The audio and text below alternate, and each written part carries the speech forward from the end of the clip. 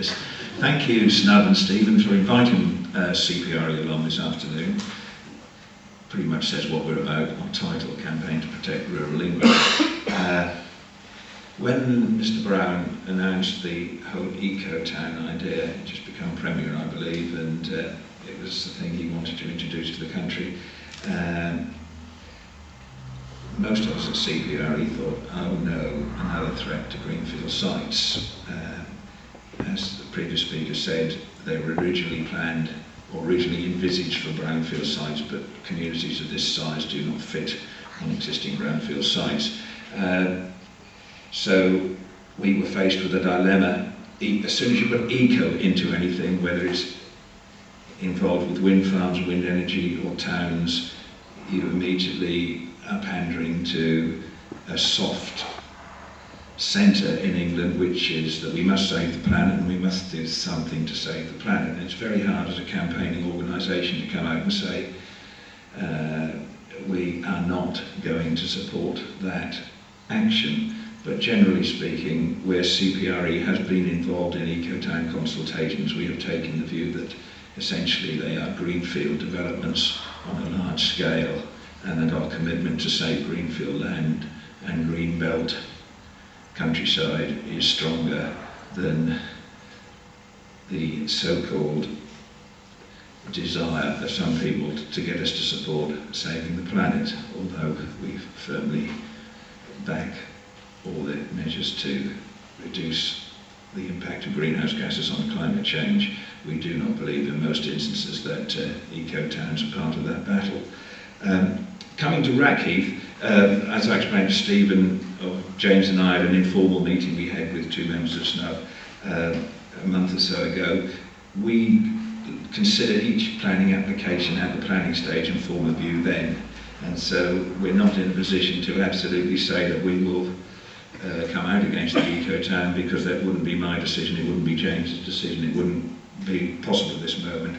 But what I can say is that the eco-town at Rackheath, as projected at present, i.e. a large housing estate on essentially a greenfield site, contradicts all our basic core principles, and I can't for the life of me think that CPRE would not come out and object to that planning application at the appropriate time.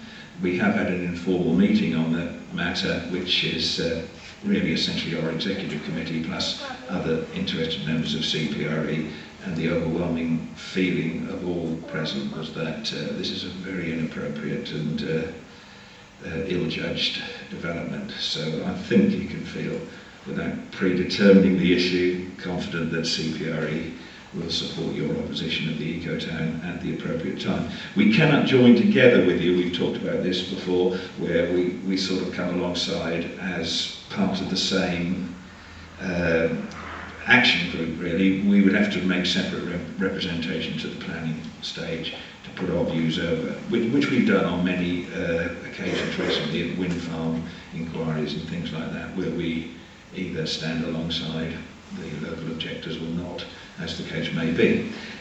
So enough of the background stuff. I went on the internet yesterday and I just dug out some statistics, and I think these are highly relevant here because, quite rightly, the eco-town is considered to be part of the joint core strategy for Broadland, South Norfolk, Norwich.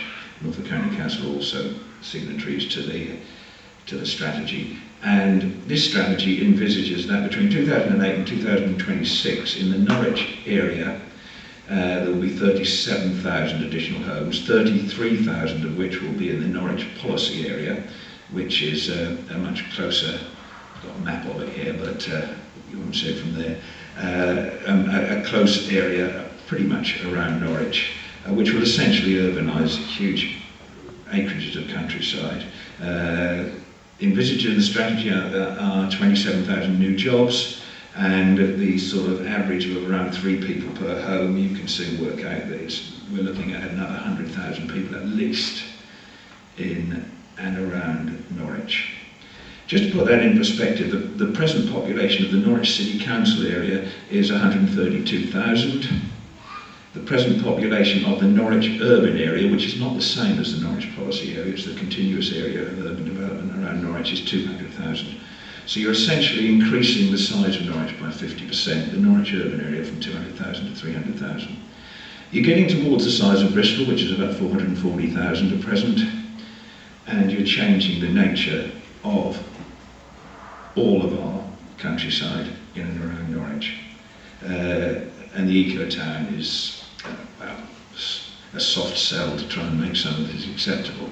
The houses will only be built as eco-standard level 4. Each of those houses on average, and these are CPRE statistics, will have at least 55 electrical devices other than light bulbs. Each of those 55 electrical devices will consume energy, of course, and in Norwich the per capita consumption of energy, each person in Norwich per year is responsible for 11.94 tonnes of carbon dioxide from the use of energy. 100,000 extra people in the Norwich policy area times 11.94 is 1.194 million tonnes of CO2. Objective 1 of the core strategy, to minimise the contribution to climate change and address its impact. 100,000 extra people reducing climate change? Rubbish, rubbish, rubbish. And the eco-town is part of that. I'm speaking very personally now rather than CPRE. There will be no improvement in climate change statistics as a result of building this eco-town. Even if the houses are built to a reasonably good standard, the energy consumed by the appliances in them will soon eradicate any benefit on that front. So, over £1 million extra CO2 as a result of the joint core strategy, 100,000 extra people. You imagine Norwich just before Christmas, when you tried to get in there 3 or 4 days before Christmas, you couldn't park, you couldn't get into shop, you couldn't go anywhere. With that level of population growth in this area, Norwich and its surrounding environments are going to become exactly like a Bristol, exactly like parts of the outskirts of Birmingham. If that's what you want, yes, there'll be big profits for businesses, there'll be big profits for housing developers, there'll be big profits made all round.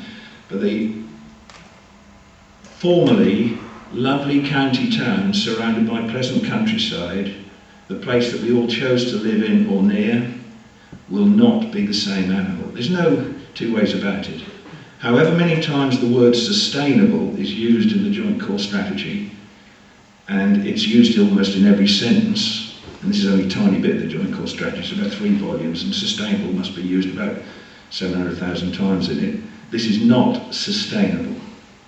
It is not possible to have this level of development and to minimise impact on climate change. It is not possible to have this level of development and retain as objective, whatever it is, 10 or 11 in here says, retain the character of the area. They are incompatible objectives. They are not going to happen and they are not going to work.